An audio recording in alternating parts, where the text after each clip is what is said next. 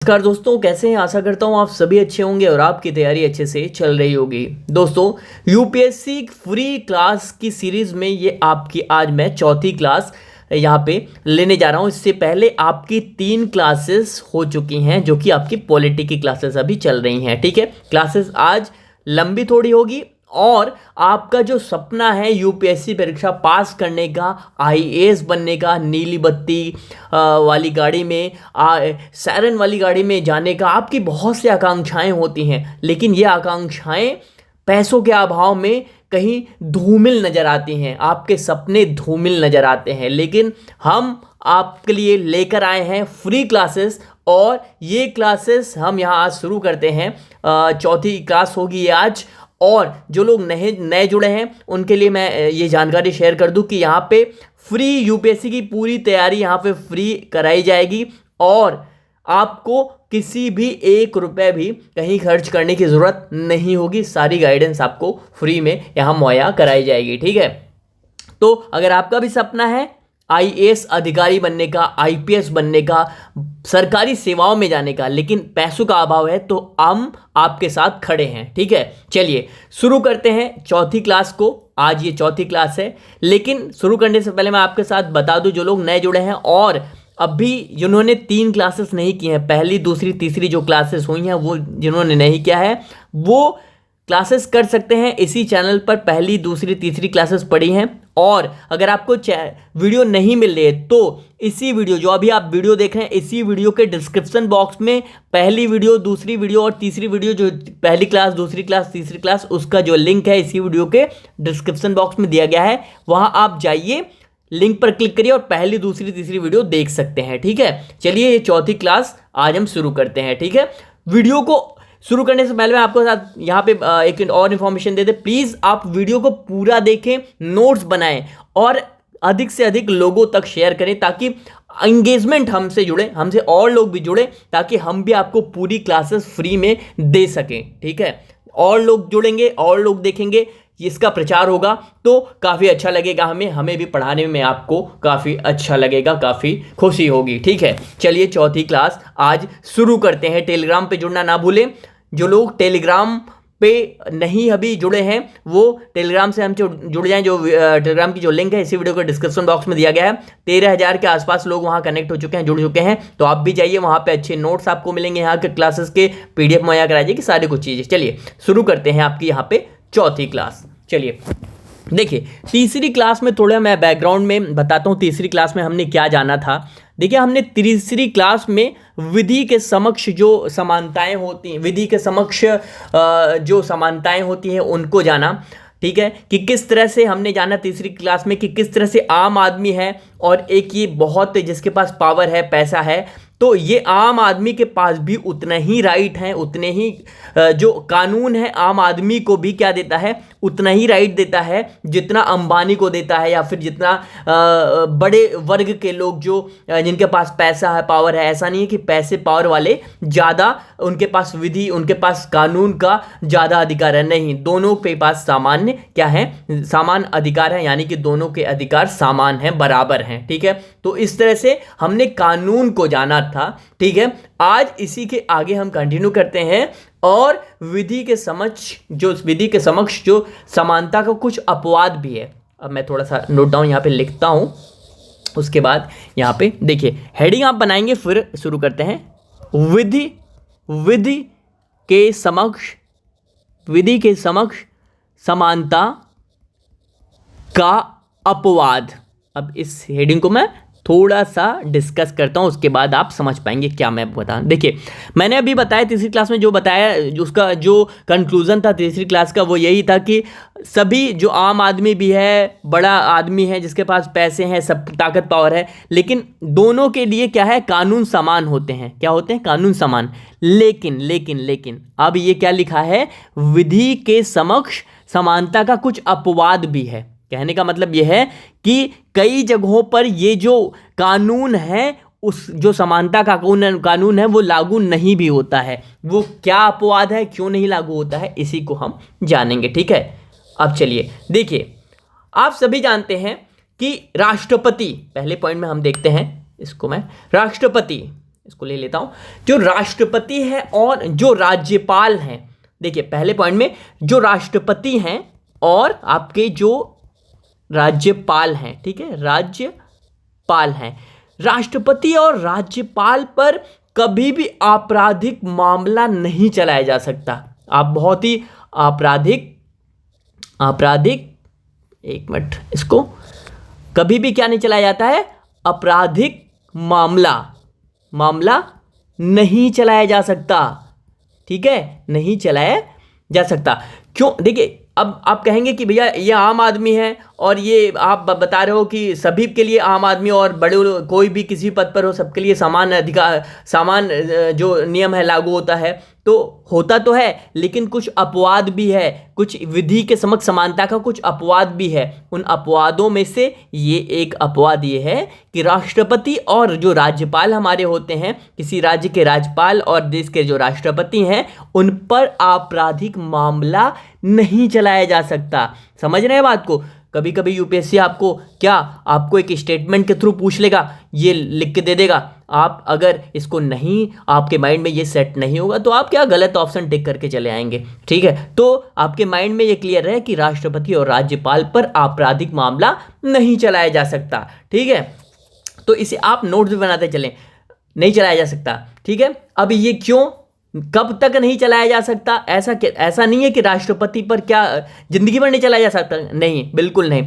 देखिए राष्ट्रपति, जैसे मान लीजिए अभी आपके जो भी राज्यपाल चल रहे हैं अपने राज्य के, या फिर आप जो हमारी राष्ट्रपति महोदय चल रही हैं, वो जब तक पद पर हैं, यानी कि जब तक राष्ट्रपति के पद पर हैं, ठीक है, यानी कि राष्ट्रपति और राज्यपाल के द्वारा अपने पद पर रहते हुए सभी सरकारी कार्यों के लिए उन्हें कभी भी न्यायपालिका के समक्ष उत्तरदायी नहीं ठहराया जा सकता। बात समझना आपको, कहने का मतलब यह है जो ये राज्यपाल हैं और राष्ट्रपति हैं, जब भी तक ये राष्ट्रपति और राज्यपाल हैं, उनके द्वारा जो भी सरकारी काम किए जाएंगे, उन सरकारी काम के लिए उन्हें कभी भी क्या नहीं किया जा सकता है, न्यायपालिका, ठीक है, न्यायपालिका के समक्ष, न्यायपालिका के सामने उन्हें पेश नहीं किया जा सकता। उसके लिए, उससे वे क्या होते हैं, फ्री होते हैं, यानी कि उन पर कोई आपराधिक मामला नहीं चलाया जा सकता, ठीक है। देखिए इसको इरेज करता हूँ, आप इसे जो मैं बोल रहा हूँ उसे नोट डाउन भी करते चलें, ठीक है। क्या करते चलें, नोट डाउन भी करते चलें। देखिए दूसरे पॉइंट में मैं यहाँ पे इसी को ब्रीफ करता हूँ। दूसरे पॉइंट में और हम क्या कह सकते हैं, देखिए दोनों पर अपने पद के दौरान रहते हुए किसी भी न्यायपालिका में कोई आपराधिक मामला नहीं चलाया जा सकता। ये आप नोट डाउन कर दे, मैं बोल रहा हूँ आपको, ठीक है। अब देखिए दोनों भी अगर कोई भी आपराधिक मामले में हिरासत में नहीं लिया जा सकता, यानी समझ रहे हैं, ये जो राष्ट्रपति है और आपका राज्यपाल हैं, उन्हें कभी भी अपने पद पर रहते हुए हिरासत में नहीं लिया जा सकता, यानी कि पुलिस उनको हिरासत में कभी नहीं ले सकती है, ठीक है। तो ये 3 पॉइंट हैं। पहला पॉइंट कि भैया उन पर सरकारी कार्यों के लिए कभी उनको न्यायपालिका के समक्ष पेश नहीं होना पड़ेगा, कभी उस समक्ष उत्तरदायी नहीं ठहराया जाएगा, और उन पर कोई आपराधिक मामला नहीं चलाया जा सकता। तीसरा यह है कि उन्हें हिरासत में नहीं लिया जा सकता, ठीक है। तो ये 3 पॉइंट हैं। ये कभी यूपीपीएससी या फिर आपके स्टेट पीएससी ये आपको स्टेटमेंट के थ्रू दे देते हैं, और अगर आप इसे नहीं पढ़े होते हो तो आप ऑप्शन को स्किप करके चले जाते हो और आप फिर वो क्वेश्चन आपका गलत हो जाता है, ठीक है। अब देखिए ये तो हो गया उनके सरकारी पद पर रहते हुए। आप बात को समझे, सरकारी पद पर रहते हुए उन पर क्या नहीं, सरकारी कार्यों के लिए उन पर क्या नहीं किया जा सकता, कोई सरकारी काम कर रहे हैं उन पर मुकदमा उसके लिए नहीं चलाया जा सकता। लेकिन आप अगले पॉइंट जो मैं अब आपको बता रहा हूँ, चौथा, उसको ध्यानपूर्वक सुनिएगा, ठीक है। अगर 2 पॉइंट बनाकर दे दिया तो आप फंस सकते हैं। तो अगला पॉइंट सुनिए, देखिए राष्ट्रपति और जो राज्यपाल हैं उन पर किसी सिविल मामले में, देखिए जो सिविल मामला है, ठीक है, घरेलू सिविल मामलों में मुकदमा उन पर क्या चलाया जा सकता है, मुकदमा चलाया जा सकता है, ठीक है।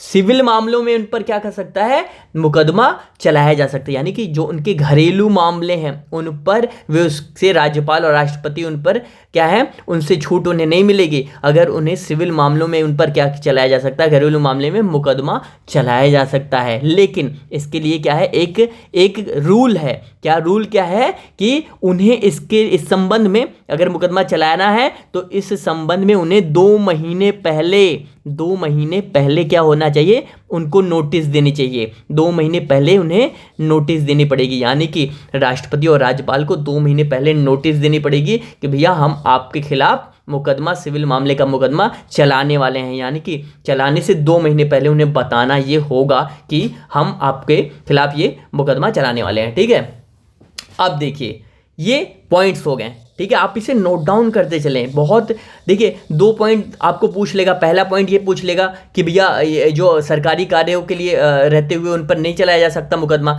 लेकिन अगर आप कहेंगे, आपके मन में ये चल जाएगा कि भैया ये राष्ट्रपति और राज्यपाल पर तो मुकदमा ही नहीं चलाया जा सकता। नहीं, चलाया जा सकता है। कब चलाया जा सकता है, सिविल मामलों में, यानी कि घरेलू मामले में उन पर मुकदमा चलाया जा सकता है। ठीक है, अब एक पॉइंट और, ये क्या है, ये विधि के समक्ष समानता का, ये जो मैंने बताया था ना कि सभी समान है, सबके लिए नियम एक है। तो भैया किन्हीं लोगों के लिए नियम अपवाद भी है, उन पर नियम लागू नहीं होते हैं। किन पर नहीं लागू होते हैं और कैसे कैसे नहीं लागू होते, मैं आपको ये बता रहा हूँ। ठीक है, चलिए अब देखिए, जो देखिए भारत में और एक पॉइंट, अब ये राष्ट्रपति और राज्यपाल पर हमने बात कर लिया, लेकिन एक और इम्पॉर्टेंट पॉइंट, और ऐसे कौन से लोग हैं जिन पर ये विधि जो है वो लागू नहीं होती। देखिए, जो भारत में कार्य करने वाले विदेशी राजदूतों को राजनयिक परंपरा के आधार पर विधि के शासन या विधि के समक्ष समानता से थोड़ी छूट दी जाती है। समझ रहे हैं? देखिए, जो विदेशी राजदूत होते हैं, समझ रहे हैं, हमारे जो आपके IFS अधिकारी होते हैं और जो अधिकारी जो विदेशों में राजदूत होते हैं, ठीक है, उन पर भी इस मामले में, ये जो मामला है, उनको भी इससे छूट होती है। तो जो आपके अधिकारी होते हैं, विदेशी राजदूत होते हैं, उनको भी विदेशी विधि के समक्ष समानता से थोड़ी सी क्या दी जाती है, छूट दी जाती है। तो हमारे कौन कौन से हो गए, राष्ट्रपति हो गए, राज्यपाल हो गए आपके, और जो आपके IFS राजदूत होते हैं, राजनयिक होते हैं, उनको भी इस पे छूट मिलती है। ठीक है, तो हमने क्या जाना, चलिए इसे इरेज करते हैं। हमने क्या जाना भैया, हमने ये जाना कि ये विधि के समक्ष समानता का जो अपवाद था वो हमने जान लिया कि किन किन पर ये अपवाद लागू होता है, राष्ट्रपति, राज्यपाल, और किन मामलों में लागू होता है, किन मामलों में नहीं लागू होता। समझ रहे हैं? तो ये सारी चीज़ें थी। चलिए अगले पॉइंट को लेते हैं। चलिए इसको इरेज करता हूँ मैं। अगर वीडियो अच्छी लगी हो तो प्लीज़ कमेंट सेक्शन में बताएं, समझ में आ रहा है तो बताएं, और प्लीज़ इस वीडियो को अधिक से अधिक लोगों तक शेयर करें ताकि और लोग भी हमसे जुड़े और ये वीडियो और लोगों तक पहुँचे और उन्हें भी थोड़ा सा लाभ हो। ठीक है, अब चलिए अगले पॉइंट को हम यहाँ पे डिस्कस करते हैं। इसको इरेज करता हूँ और अगले टॉपिक को, इसी से रिलेटेड टॉपिक है, हेडिंग डालते हैं हम। हेडिंग, विधि के समक्ष समानता का कुछ आलोचनात्मक परीक्षण भी है। ठीक है, अब देखिए हेडिंग में थोड़ा सा यहाँ पे नोट डाउन करता हूँ। विधि के समक्ष समानता का आलोचनात्मक जो है परीक्षण। अब देखिए ये सीधा स्टेटमेंट, ये जो है ना, ये क्वेश्चन के रूप में भी आपको मेंस में मिल सकता है कि विधि के समक्ष समानता का आलोचनात्मक परीक्षण किस तरह से, क्या है, कैसे है। तो देखिए, अब देखिए, जो हमने क्या देखा कि जो विधि है, जो कानून है, वो सबके लिए समान है। हमने देख लिया ना कि भैया सबके लिए ये लागू होता है, समान होता है, लागू होता है। लेकिन ऐसी कुछ कंडीशन, ऐसे कुछ केस भी हैं जिन पर ये चीज़ें ये टूटती हैं, ये जो नियम है वो टूटता है, टूट चुका हुआ है। किन पर टूट चुका है, इस पर जो आलोचनात्मक परीक्षण है वो अब हम करने जा रहे हैं। ठीक है, इसकी आलोचना करने जा रहे हैं। तो विधि के समक्ष समानता की तो बात करते हैं कि सबको समान अधिकार है, A है, B है, सबको समान है, महिला पुरुष सबको समान अधिकार है, ये तो हम बात करते हैं। लेकिन समाज में ऐसे भी तत्व विद्यमान हैं, ऐसी कंडीशंस भी आती हैं जब ये समानता जो है वो नहीं मिल पाती है। चलिए यही देखते हैं कि कौन कौन से ऐसे केस हैं। देखिए, अब हम एग्जाम्पल से समझेंगे। किससे समझेंगे हम? एग्जाम्पल से कुछ समझने की कोशिश करेंगे। देखिए पहला पॉइंट देखते हैं। देखिए, संविधान लागू होने के 66 साल बाद भी, आपको याद है, महिलाओं को मंदिर में प्रवेश से रोकने का प्रयत्न किया गया।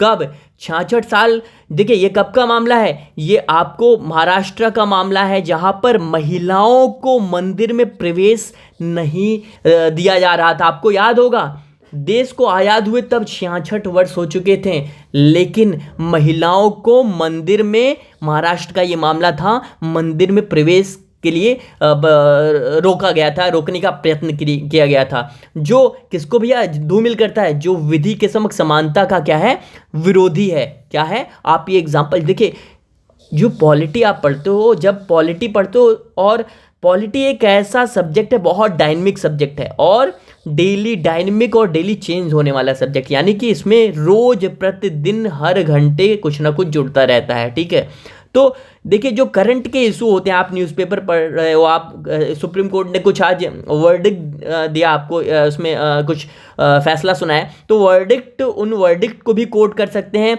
कुछ ऐसी घटनाएं घट रही हैं समाज में, देश में, तो उनको भी अगर आप अपने किसमें ऐड करते हो, आपके आंसर में ऐड करते हो, तो काफ़ी वजन हो जाता है, और यही वजन आपको एक कैंडिडेट से दूसरे कैंडिडेट से अलग करता है। आपको सिलेक्शन, देखिए आप सभी को पता है कि आर्टिकल 14 में क्या, आर्टिकल 15 में क्या है, 16 में क्या है, लेकिन इन आर्टिकल 15, 16, 17, 18 जो है, इनको अगर आप करंट इशू से जोड़कर एग्जाम्पल के थ्रू आप अपनी कॉपी में पेश करते हैं, तो एग्जामिनर पर ये पॉजिटिव क्या जाता है, सकारात्मक तरीके से उस कॉपी, उसके माइंड पर एक पॉजिटिव इम्पैक्ट डालते हो, आप प्रभाव डालते हो। ठीक है, तो भैया करंट के इशू को आप अपने आंसर में जोड़ेंगे। जैसे मैंने, अब देखिए ये यहाँ पे क्यों बताया जा रहा है कि विधि के समक्ष समानता का कुछ आलोचना, कुछ नेगेटिव चीज़ें भी हैं, कि हम तो कहते हैं भैया कि ए पर्सन है, बी पर्सन है, सभी को, पूरे देश में सभी को समान क्या है, जो विधि है उनके लिए, सबके लिए समान है। लेकिन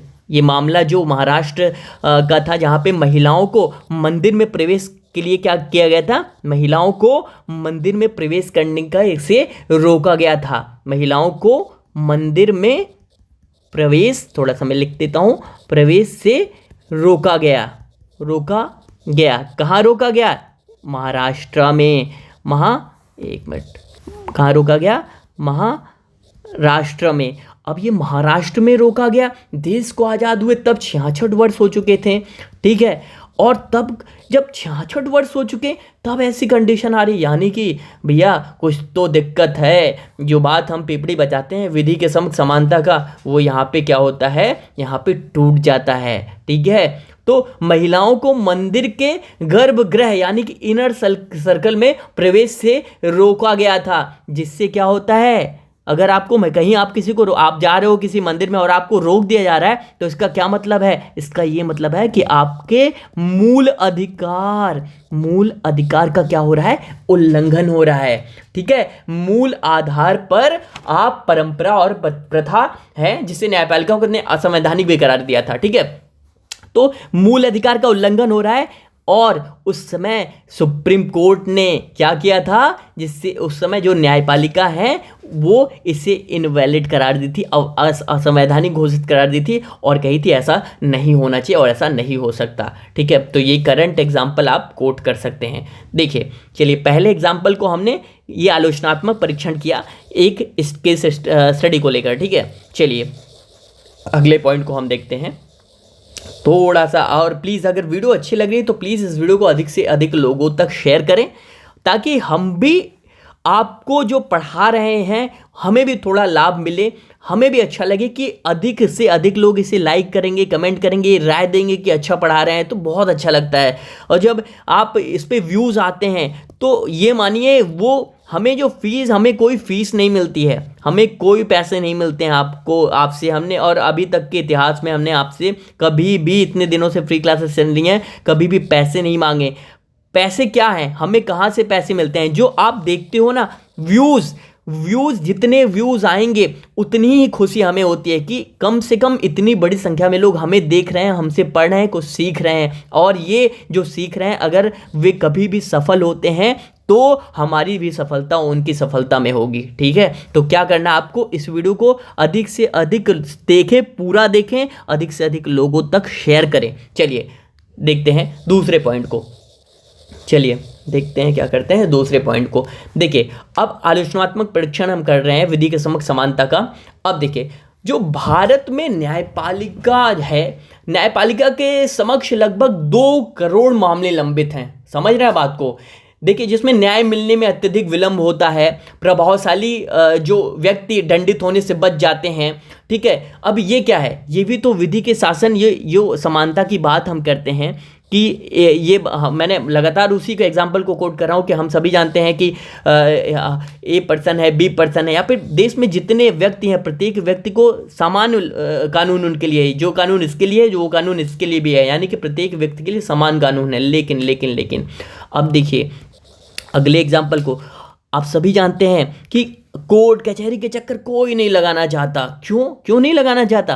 अच्छा, क्यों नहीं लगाना चाहता आपने कभी सोचा है क्यों? क्योंकि भैया आप सभी जानते हैं, आप अपने आसपास पड़ोस में कहीं भी सुनते होंगे भैया कोर्ट कचहरी नहीं जाना। क्यों नहीं जाना? क्यों सोचते हैं? क्योंकि भैया ये वो समझते हैं एक बार कोर्ट के चक्कर लग गए तो वे जिंदगी भर 8 साल 10 साल 15 20 25 और कई जो 50 साल से ऊपर हो जाते हैं, केस वैसे पेंडिंग पड़ा रहता है, यानी फंसा रहता है। तो क्यों नहीं जाना चाहते हैं? क्यों नहीं होता? तो एक एग्जाम्पल मैं आपको, एक आंकड़े मैं आपको बता दूं। आंकड़े ये हैं कि न्यायपालिका के समक्ष लगभग 2 करोड़ मामले क्या हैं? लंबित हैं। यानी कि 2 करोड़ मामलों में न्यायपालिका के समक्ष 2 करोड़ ऐसे मामले हैं जो अभी लंबित हैं, जिन पर वर्डिक्ट फाइनल डिसीजन नहीं हो सका है। अब देखिए 2 करोड़। अब क्यों ना इंसान ऐसा सोचे कि भैया हम यहीं सुलझा लेते हैं, हम कोर्ट में जाएंगे तो भैया मामला पेंडिंग रहेगा 20 साल 25 साल 30 साल 50 साल ऐसे बीत जाते हैं, समय का पता नहीं चलता। तो 2 करोड़ मामले लंबित होने का क्या है कि विधि। अब देखिए देर से मिला न्याय, आपने सुना होगा देर से मिला न्याय न्याय नहीं होता। ठीक है, अब आप ये मानिए, एक एग्जाम्पल के थ्रू मैं और आपको समझाता हूँ। कोई ए पर्सन है, कोई ए बंदा है, तो वो क्या करना चाह रहा है, उस पर आरोप लगा कि इसने हत्या की। उस पर क्या आरोप लगा कि इसने क्या की? हत्या की। लेकिन वो आरोप अभी सिद्ध नहीं हुआ है, यानी कि ये उस पर सिर्फ ये आरोप है, हत्या का क्या है? आरोप है, लेकिन वो क्या है? सिद्ध नहीं हो सका। उस पर ट्रायल चल रहा है कि हाँ सुनवाई हो रही है। अब ये सुनवाई लगातार 15 साल 20 साल बीत जाते हैं, उस पर सुनवाई होती रहती है।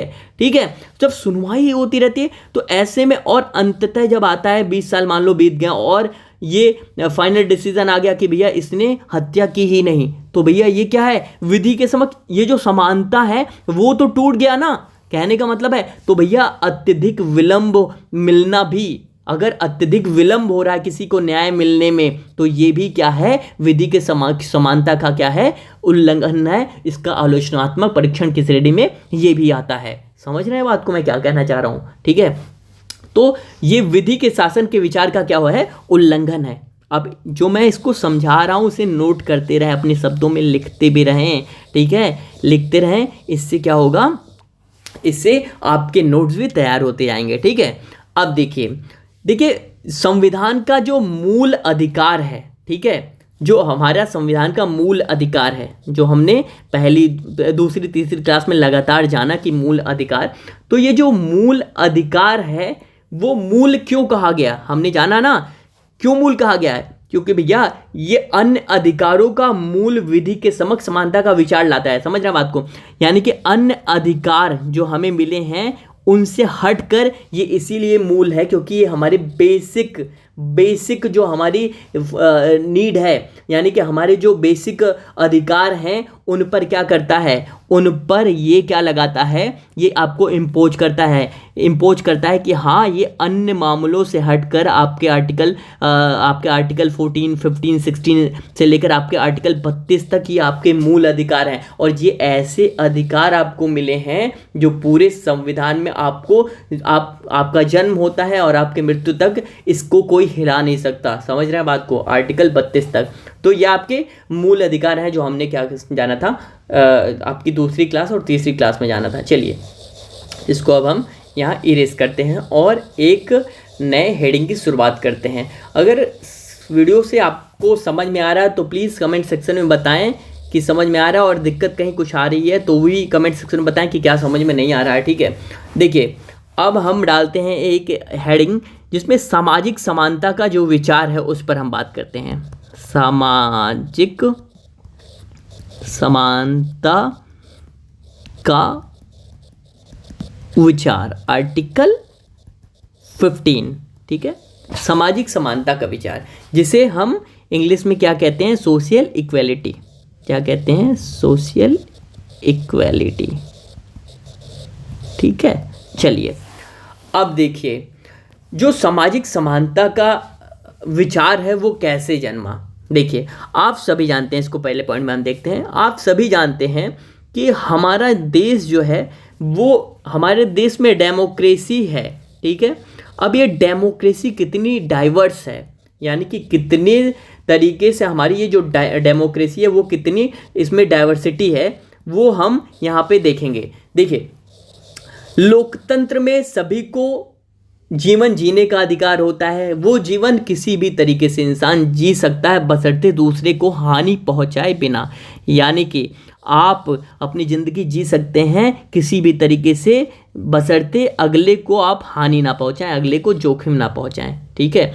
तो देखिए हमारे आर्टिकल 15(1) में क्या कहा गया है, हमारे भारतीय संविधान के आर्टिकल 15(1) यानी कि अनुच्छेद 15(1) में क्या कहा गया है, कहा यह गया है कि भैया कि राज्य के द्वारा किसी भी नागरिक के साथ, आप इसको मैं थोड़ा इरेज करता हूँ, इसको आर्टिकल 15(1) की बात कर रहे हैं, ठीक है। देखिए कहा गया है कि राज्य के द्वारा, अभी मैं थोड़ा से इसे लिखने के बाद ब्रीफ करता हूँ, आपको समझाता हूँ। राज्य के द्वारा किसी भी नागरिक के साथ केवल जाति, धर्म, लिंग, मूल वंश, आप इस टर्म को समझें, मूल वंश यानी कि रेसेस जो होते हैं, जन्म स्थान और इनमें से किसी भी एक आधार पर भेदभाव नहीं किया जाएगा। यानी कि इस आधार पर भेदभाव नहीं किया जाएगा। आप देखिए मैं थोड़ा सा समझाता हूँ आपको। देखिए ये जो टर्म है जाति, धर्म, लिंग, मूल वंश, जन्म स्थान, आप कहीं भी जाएं पूरे भारत में आपको किसी आपके जाति के आधार पर, आपके हिंदू, मुसलमान, सिख, ईसाई, धर्म के आधार पर, आपके लिंग के आधार पर, आप मेल हैं, फीमेल हैं, ट्रांसजेंडर हैं, गे हैं, कोई भी हैं, लिंग के आधार पर या फिर आपके मूल वंश के आधार पर, आप कहाँ पैदा हुए, जन्म के आधार पर, इस पर अगर कोई भेदभाव करता है कि आप महिला हैं, पुरुष हैं, ट्रांसजेंडर हैं, आप हिंदू हैं, मुसलमान हैं, आप इस जाति के हैं, आप उस जाति के हैं, अगर ऐसा कोई करता है तो ये इल्लीगल है भारत में, ठीक है। तो इस आधार पर भेदभाव नहीं किया जाएगा, ठीक है। तो ये आर्टिकल 15(1), ठीक है, आपका ये कहता है, ठीक है। अब देखिए ये इसको आप अपने माइंड में सेट कर लें कि आर्टिकल 15(1) क्या है, जाति, धर्म, लिंग, मूल वंश, जन्म के स्थान पर, ठीक है। अब देखिए इसी में एक और क्लॉज जोड़ता है 15(2). चलिए 15(2) को हम यहाँ थोड़ा सा देखते हैं और 15(2) को ब्रीफ जब करेंगे तो आपको समझ में आएगा 15(2), ठीक है। अब देखिए राज्य जो है, राज्य के द्वारा किसी नागरिक के साथ या दुकान, होटल, सार्वजनिक रेस्टोरेंट, सार्वजनिक जो मनोरंजन के स्थान हैं या फिर कुएं, तालाब, स्नान घर, सड़क, रिजॉर्ट जो हो गए, इस सार्वजनिक उद्देश्य के लिए सरकारी वित्त से संचालित हो, इनमें केवल जाति, धर्म, लिंग, मूल वंश, जन्म स्थान के आधार पर अयोग्यता प्रतिबंधित अथवा कोई देयता लागू नहीं की जाएगी। आप समझे इस बात को। आर्टिकल 2 में जो है वो ये कंक्लूजन के रूप में ये कहा गया कि भैया किसी भी होटल में आप जाएं, किसी भी दुकान पर, किसी सार्वजनिक रेस्टोरेंट में, ठीक है, यानी कि किसी सार्वजनिक आप रेस्टोरेंट जा रहे हैं, सार्वजनिक मनोरंजन के स्थान पर जा रहे हैं, ठीक है, मनोरंजन के स्थान पर आप जा रहे हैं। अब देखिए इन स्थानों पर आप जाते हैं या फिर आप कहीं आप कुएं घर पर जाते हैं, स्नान घर पर जाते हैं, तो भैया आपको होटल में आपके राइट, आपने बहुत जगहों पे इंस्टा पे पढ़े होंगे और जगहों पे पढ़ा होंगे कि आपको अगर होटल में आपको वहाँ पे मनोरंजन के स्थान पर, स्नान घर पर आपको कोई मना नहीं कर सकता, क्या प्रतिबंधित आपको नहीं कर सकता, आपको कोई पैसे नहीं, आपको पानी पीना है आप जाकर किसी होटल में पी सकते हैं, आपको वॉशरूम यूज करना आप कर सकते हैं, ठीक है, आपको स्नान घर का यूज करना है, तो ये सारी चीज़ें, इस पर आपको कोई भी पैसे नहीं देने होंगे, ठीक है, आपको कोई देयता नहीं होती है, ठीक है। चलिए आर्टिकल 15(2) में ये सारी बातें कही गई। अब देखिए, अब ये सब सारी बातें तो कही जा रही हैं, लेकिन अब इंटरेस्टिंग आता है आर्टिकल, अगले इसी आर्टिकल 15 में एक पॉइंट और इंटरेस्टिंग आता है। क्या आता है भैया, चलिए देखते हैं। देखिए सामाजिक क्षेत्र विधि के समान संरक्षण की बात करता है हमारा कानून, ठीक है, लेकिन वहीं आर्टिकल 15(3) में क्या कहता है, कहता है कि राज्य के द्वारा महिलाओं और बच्चों के उत्थान के लिए विशेष प्रावधान किए जाएंगे। समझे बात को। आर्टिकल जहां एक और क्या कहता है, एक और कहता है कि सब सामान है, लेकिन मैंने आपको बताया था तीसरी क्लास में कि इस पर क्या किया जा सकता है, इस पर कुछ वंचित वर्गों के उत्थान के लिए क्या लगाया, कानून लाया जा सकता है। और यही कहा गया है कि क्या कहा गया है, राज्य के द्वारा महिलाओं और बच्चों के उत्थान के लिए, उन्हें समाज की मुख्यधारा में लाने के लिए विशेष प्रावधान, कुछ विशेष कानून लाए जा सकते हैं, ठीक है, विशेष प्रबंध किए जा सकते हैं। तो ये आप अब देखिए, आपको याद होने चाहिए कि महिलाओं और बच्चों को यहाँ पे विशेष प्रबंध दिया गया है हमारे संविधान में 15(3) में दिया गया। अब बेशक आपको याद ना हो कि एक 15 आर्टिकल 15(3) में है, 2 ये नहीं, लेकिन आपको ये जरूर याद होने चाहिए कि विशेष प्रबंध इनके लिए किया गया है, महिलाओं और बच्चों के लिए, ठीक है। अब चलिए, इसी आर्टिकल 15 में एक पॉइंट और है, इसी आर्टिकल 15 में एक पॉइंट और दिया गया है। वो पॉइंट है, देखिए, देश का जो पहला संविधान संशोधन था उस पर अभी हम बात करते हैं। देखिए, पहले संविधान संशोधन में संविधान के अनुच्छेद 15(4) को जोड़ा गया। जो ये आर्टिकल है वो बहुत ही क्या है, इंपॉर्टेंट है और ये पूछा भी जाता है, ठीक है। 15(4) ये इंपॉर्टेंट आर्टिकल है, ठीक है। ये 15(4) जो है ये देश का पहला संविधान संशोधन था। संशोधन मतलब ये होता है, मैंने पहली क्लास में संशोधन का आपको मतलब बताया था। संशोधन का मतलब ये होता है कि संविधान में किसी चीज़ को जोड़ना या हटाना, ठीक है, जोड़ना या हटाना संशोधन कहलाता है, ठीक है, या फिर किसी जगह जोड़ा या हटाया जाता है, उसी को हम हिंदी भाषा में संशोधन कहते हैं, ठीक है। तो भैया अब देखिए, अमेंडमेंट, ये अमेंडमेंट आया, पहला अमेंडमेंट था, इसमें क्या जोड़ा गया, पहले, मैं पेन दूर से ले लेता हूँ, देखिए, पहले संविधान संशोधन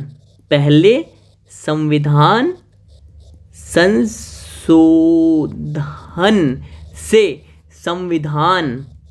संविधान में अनुच्छेद 15(4) जोड़ा गया, ठीक है। यानी कि वो जो मूल संविधान था उसमें नहीं था ये, लेकिन इसे जोड़ा गया 15(4) ये आर्टिकल नया जोड़ा गया, किसमें, उसमें जोड़ा गया पहले संविधान संशोधन के तहत इसे जोड़ा गया। और इसमें क्या कहा गया, इसमें कहा गया कि सामाजिक और शैक्षिक रूप से पिछड़े वर्गों एवं अनुसूचित, देखिए सामाजिक, अब इसमें क्या कहा गया, सामाजिक और, अब देखिए इसको बहुत इंपॉर्टेंट है, और शैक्षणिक, ठीक है, शैक्षणिक रूप में पिछड़े वर्गों एवं SC/ST यानी कि अनुसूचित जाति और जनजाति के उत्थान के लिए विशेष उपाय किए जाएंगे। अब देखिए भाई, ये बहुत इंपॉर्टेंट आर्टिकल है, यहीं से रिजर्वेशन यानी कि सकारात्मक कार्रवाई जो है वो उसकी शुरुआत होती है। आप समझे इस बात को। क्या कहा गया, ये संविधान की क्या था, मूल हमारी जो संविधान था उसमें मूल संविधान नहीं था, और इसको जोड़ा गया पहले संविधान संशोधन के तहत इसको संविधान में जोड़ा गया, इस आर्टिकल को 15(4) को। और कहा गया, क्या कहा गया कि सामाजिक, ये देखते हैं, सामाजिक और शैक्षणिक रूप में पिछड़े वर्गों, यानी कि अब इसमें पिछड़ा वर्ग कौन हो सकता है अभी हम डिस्कस करेंगे, और SC ST यानी कि अनुसूचित जाति और जनजाति जो होते हैं उनके उत्थान के लिए, उत्थान का मतलब समझे, यानी कि वे समाज की मुख्य धारा से जुड़ नहीं सके, उनका शोषण किया गया, बहुत सी चीज़ें उन पर की गई, उन पर अत्याचार किए गए, तो उन पर जो अत्याचार किए गए वो मुख्य धारा में नहीं आ सके, उनके उत्थान के लिए विशेष उपबंध किए जाएंगे, उनके लिए विशेष कानून लाया जा सकता है। अब वो किसी भी रूप में हो सकता है, उनको कहीं आरक्षण देकर नौकरियों में, किस तरह से नौकरी में आरक्षण और जगहों पे आरक्षण किस तरह से देकर ये किया जा सकता है। तो 15(4) यहीं से ये राइट देता है, ठीक है। अब चलिए इस पॉइंट को हम यहाँ पे इरेज करते हैं, प्लीज़ इसे नोट डाउन करते चलें और ये भी बताएं कि क्लास कैसी लग रही है, ठीक है। चलिए ये भी बताएं कि क्लास कैसी लग रही है। चलिए इसको नोट डाउन करते चलें। चलिए इसको इरेज करता हूँ मैं। अब देखिए आर्टिकल 15 में ही एक पॉइंट और यहाँ पे है, ठीक है। आर्टिकल 15 में ही देखिए 93वां संविधान संशोधन आ जाता है। 93वां संविधान संशोधन के तहत क्या कहा गया, देखिए OBC SC ST, समझ रहे हैं, ये जो अदर बैकवर्ड क्लास है, शेड्यूल क्लास है, शेड्यूल ट्राइब हैं, ये क्या है, इनके लिए सभी केंद्रीय संस्थानों में, इनके लिए सभी केंद्रीय संस्थानों में, बात को समझिए, केंद्रीय संस्थानों में और प्राइवेट में, केंद्रीय संस्थानों में और प्राइवेट जगहों पर इनके लिए क्या किया गया, आरक्षण कर दिया गया। क्या किया गया, आरक्षण की व्यवस्था की गई। आरक्षण, एक मिनट, आरक्षण यानी कि व्यवस्था, ठीक है, इनके लिए आरक्षण की क्या की गई, व्यवस्था की गई, इन्हें रिजर्वेशन दिया गया।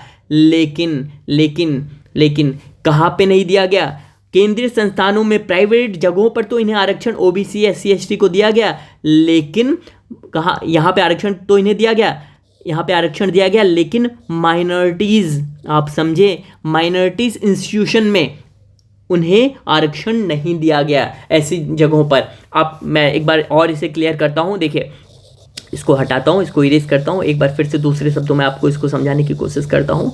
देखिए OBC SC और ST, ये जो हमारे पिछड़े वर्ग हैं, शेड्यूल कास्ट, ST OBC, इनको क्या किया गया, इनको आरक्षण का प्रावधान कर दिया गया, ठीक है। आरक्षण का प्रावधान कहाँ कब किया गया, आप देखो 93वां संविधान संशोधन था ये, ठीक है। 93वां संविधान संशोधन, ये महत्वपूर्ण संशोधन है जो UPSC भी पूछता है, स्टेट PSC भी पूछता है, SSC छोटे मोटे एग्जाम की तैयारी कर रहे हो, ये महत्वपूर्ण संविधान संशोधन है जो पूछ लिया जाता है। तो 93वां संविधान संशोधन के तहत OBC SC ST को आरक्षण का क्या किया गया, मुहैया कराया गया। कहाँ कराया गया, किन किन जगहों पर, केंद्रीय संस्थानों में, केंद्रीय यानी कि सेंट्रल इंस्टीट्यूशन में, और प्राइवेट जगहों पर, ठीक है। तो इनमें तो इन्हें क्या किया गया, आरक्षण तो मुहैया कराया गया, लेकिन यह आरक्षण किसमें नहीं था इनके लिए, यह आरक्षण जो अल्पसंख्यक शैक्षणिक संस्थान है, समझ रहे हैं, अल्पसंख्यक शैक्षणिक संस्थान, शैक्षणिक आपके संस्थान हो गए, उनमें नहीं था। किन में था, केंद्रीय संस्थान और प्राइवेट जगहों पे तो था, लेकिन अल्पसंख्यक शैक्षणिक संस्थानों में ये नहीं था, ठीक है। यानी कि जो माइनॉरिटीज़ एजुकेशनल इंस्टीट्यूशन थे उसमें इन्हें नहीं मिला था, ठीक है। तो आर्टिकल 15(5) ये कहता है, ठीक है।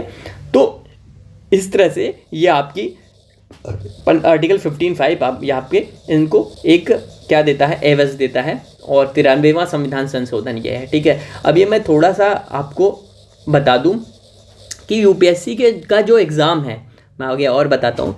देखिए UPSC का जो एग्ज़ाम है वो आपको बहुत शून्य से आपको बहुत बड़े लेवल तक पहुंचा देता है। ठीक है, आपको अधिकारी बना देता है, आपको एक ऐसी जगह, आपको एकदम ज़मीन से आपको ऊपर पहुंचा देता है। लेकिन क्या आसान है इस ज़मीन से ऊपर तक जाना? आसान है, लेकिन किन के लिए वो ये आसान है? ये उनके लिए आसान है जो आपका क्या करना चाहते हैं, मेहनत करना चाहते हैं, क्या करना चाहते हैं, जो चीज़ों को बहुत बारीकी से समझेंगे। देखिए, एग्ज़ाम बहुत टफ नहीं होता, लेकिन आपको स्मार्ट होना होगा। क्या होना होगा? एग्ज़ाम टफ नहीं होता, इसको बात बहुत ही क्लियर है, बहुत ही खुले दिमाग से आप समझे। एग्ज़ाम टफ नहीं होता, बल्कि आपको बहुत स्मार्ट होना होगा इस एग्ज़ाम के लिए। बहुत, मैं आपको बता दूं, 95% लोग इस एग्ज़ाम में स्मार्ट होते ही नहीं हैं। क्यों भैया? यही वजह है कि ये क्या हो जाते हैं, लोग बाहर हो जाते हैं। जो स्मार्ट हैं वो पहले ही अटेम्प्ट में क्या कर ले रहे हैं, पहली दूसरी रैंक ले आ रहे हैं, 10वीं पहली अटेम्प्ट में उनका सिलेक्शन हो जा रहा है। क्यों हो रहा है? क्योंकि वो स्मार्ट तरीके से पढ़ाई कर रहे हैं। और वो स्मार्टनेस कब आती है? जब आप यूपीएससी के पिछले 10 सालों के पेपर उठाकर देखते हैं, उठाकर देखेंगे, और आप ये 10 सालों के पेपर उठा के देखेंगे कि nature of the exam, nature of exam क्या है, क्वेश्चन पूछने का तरीका क्या है, पिछले 10 सालों में कमीशन ने, आयोग ने, यूपीएससी ने किस तरह के क्वेश्चन पूछे, उसी हिसाब से मुझे भी अपनी तैयारी करनी है। ठीक है, सिलेबस तो बहुत बड़ा है, लेकिन क्या यूपीएससी के मन चाहे टॉपिक्स कौन कौन से हैं, यूपीएससी किस टॉपिक को ज़्यादा प्रायोरिटी देता है, वो जिस दिन आपने जान लिया, उस दिन भी आपके सिलेक्शन के चांसेस बहुत अधिक हो जाएंगे। ठीक है, तो ये सब आपको करना होगा। और आपको जो पेपर है, पीडीएफ पेपर मुहैया हमारे टेलीग्राम चैनल पर मुहैया करा दिया जाएगा, जिसकी लिंक इसी वीडियो के डिस्क्रिप्शन बॉक्स में दिया गया है, वो आप ज्वाइन कर सकते हैं। ठीक है, तो इस तरह से चीज़ें होती हैं। चलिए, थोड़ा सा मैं पानी पीता हूँ, 10-15 सेकंड का ब्रेक लेता हूँ।